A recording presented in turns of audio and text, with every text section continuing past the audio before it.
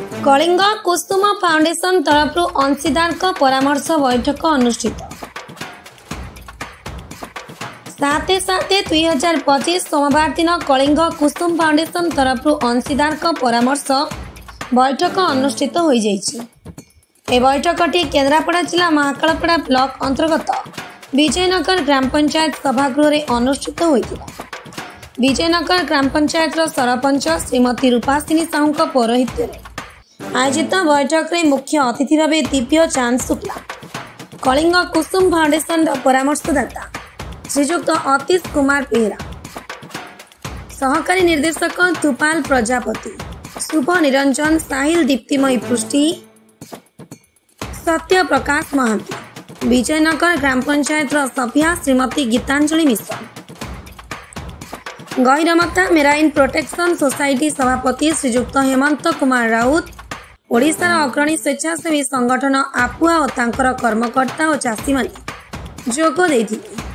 Kalinga Kusum foundation कार्यक्रम करुथिबा समस्त जिलार प्रतिनिधि माने जोग देथिले। ए बैठक में आग्रो फॉरेस्ट्री और लुणा जंगल किपरि सृष्टि करा जाय कार्बन मात्रा को कम करी हेबो से विषय आलोचना करा जायतिला। ए बैठक में केन्द्रापड़ा जिला समेत आखपाख जिलार स्वेच्छासेवी संगठन और चाषी माने जोग देथिले। केन्द्रापड़ा जिला प्रतिनिधि समीर कुमार प्रधान का रिपोर्ट मसीहा न्यूज सर्विस। आपण मसीहा न्यूज यूट्यूब चैनल को सब्सक्राइब कलेनी कि जदि करना एबे करनियंतु। एहा सह मसीहा न्यूज रो फेसबुक पेज को और ट्विटर को फॉलो करंतु। ता सह मसीहा न्यूज रो ऐप आसी गलानी निज मोबाइल रो प्ले स्टोर रो डाउनलोड करनियंतु। जय जगन्नाथ। सर परिचय प्रदान करंतु। मु Atish Kumar Behera retired IFS officer एवं एथिरे कलिंग कुसुम रे कंसल्टेंट हिसाब से रही। सर लक्ष्य कौन रही? यार लक्ष्य तो बहुत बड़ रही जो कि ओडिशा रे इटा आगु केबे ही नथिला एवं इन्फोसिस तरफ जो कलिंग कुसुम को असाइन करा जाइछि सेटा बहुत बड़ प्रोजेक्ट जो 20 वर्ष 30 वर्ष पर्यंत ये प्रोजेक्ट रनिंग करबो जो कि लोकाली आमर साधारणतः जो समुद्रकूल एरिया केवल डेभलप किसी हो पारे ना कारण लुणा जंगल रही। तेणु लुणा जंगल आम डेभलप करने एवं एग्रो फॉरेस्ट्री चाष जमी गुड़ारे केमती गछ लगे कि बाड़ी गछ लगे से निजे तार फल खाइबे खाइबे बिक्री करेंगे कारण कि लाभवान हो पारे आरंभ कर लोक मान आज जो जो आम कथबार्ता कलु से बहुत उत्साहित होती कोपरेट करेंगे 20 वर्ष धरिक आम सामने रे तेणु निश्चित भाव में यहाँ बहुत लाभदायक। धन्यवाद सर। सर परिचय प्रदान करूँ। मु संजीत कुमार बेहरा ट्रस्टी कलिंग कुसुम फाउंडेशन भुवनेश्वर आम आस। आज्ञा सर आज जो अंशीदार बैठक विजयनगर ग्राम पंचायत ऑफिस अनुष्ठित होता से संबंध में आपंकर वार्ता रखिए।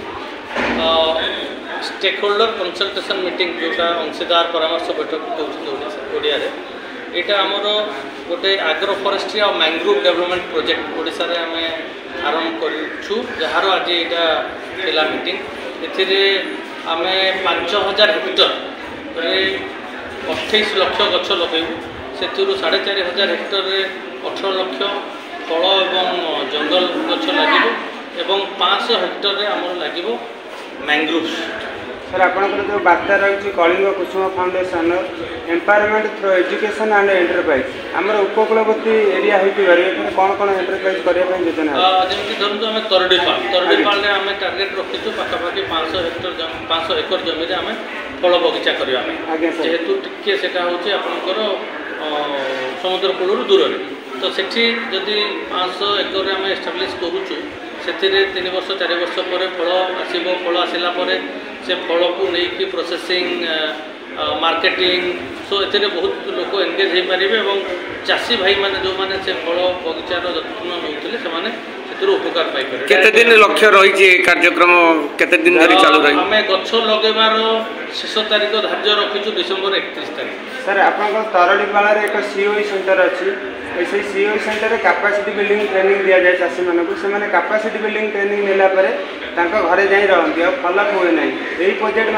माध्यम आपको अनुरोध रो मैंने ऑलरेडी ट्रेनिंग नहीं सारी इनवॉल्व कराते बहुत बढ़िया कथा आपको धन्यवाद आमे ये प्रोग्राम एक्चुअली गोटे लॉन्ग टर्म प्रोग्राम आम 20 वर्ष धरिक प्रोग्राम जारी रखू प्रथम 4 वर्ष आम चाषी सहित सबुदिन प्राय जावासवा करूँ तापरठू आम हैंड होल्डिंग सपोर्ट देव 20 वर्ष जाए तेणु जो मैंने ट्रेनिंग पाई आम डेफिनेटली नहीं काम करूँ सहित अन्य भाई आ सर आप एसओपी आम जहाँ मीटिंग रे बस शुणिलु जे रही आप ऑर्गेनिक फार्मिंग फोकस कर केमिकल यूज करने मना कर समय मना करनी आम एनकरेज करूनी कि डिस्करेज करूनी चाषी निर्भर करुच्ची किंतु इच्छा करूँ डेफिनेटली ऑर्गेनिक फार्मिंग को प्रोत्साहन देवाई कहीं ना सेटा हूँ आम समस्त भविष्य किंतु वर्तमान परिस्थिति को लेकिन आम क्या एनकरेज डिस्करेज कर धन्यवाद सर।